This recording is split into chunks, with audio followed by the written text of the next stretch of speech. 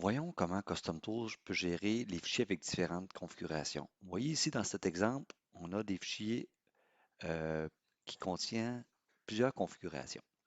Si on va voir dans l'explorateur, on peut constater qu'il y a trois mises en plan associées au même dessin 3D. Donc, comment Custom Tools réussit-il à générer les documents PDF, DXF et STEP lors de la conversion par lot? Vous voyez ici dans l'exemple, on sélectionne le PDF individuel et on peut voir que Custom Tools est capable d'associer la bonne mise en plan selon la configuration active. Même chose pour la création du DXF. Et pour le fichier STEP, on va même jusqu'à ajouter un filtre qui nous permet de filtrer et de seulement créer un STEP en fonction de la valeur d'une propriété. Allons-y avec les trois conversions d'un même coup.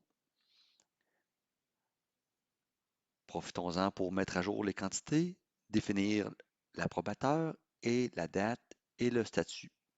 Tout ça, évidemment, peut être personnalisé selon le besoin. Et appuyez sur OK. Custom Tools va ainsi ouvrir la mise en plan associée à la bonne configuration, générer son PDF, le DXF ou le fichier STEP.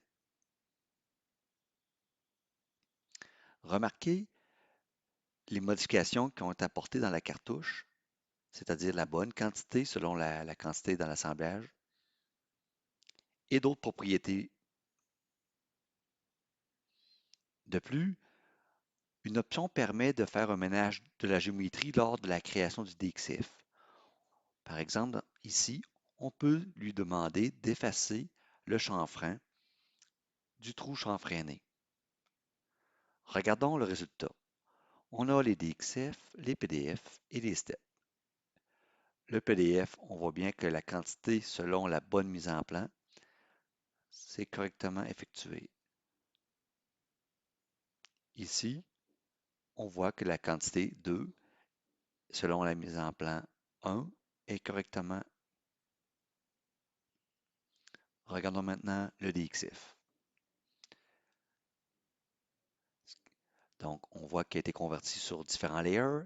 Et ce qui est intéressant, c'est l'étiquette en haut de la géométrie qui spécifie des informations. Entre autres, la quantité, le matériel. On voit bien ici que la quantité, elle est correcte. Et notre fichier STEP, vous voyez que dans notre exemple, on a fait une combinaison du nom et de la révision. Tout ça peut être configuré facilement.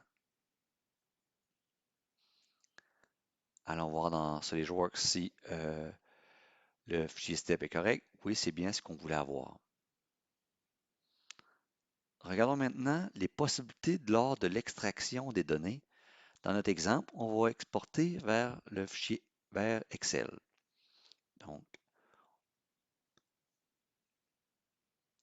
on voit bien tout, tout est correctement. Donc, les propriétés spécifiques à la configuration, les longueurs ont été extraites automatiquement, les longueurs déployées de la tôle.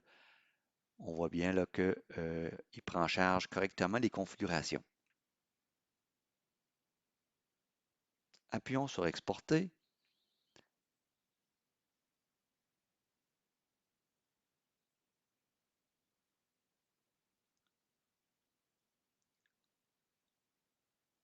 Et voilà le résultat. Donc, on voit bien le nom selon la configuration, la description spécifique à la configuration, les images aperçues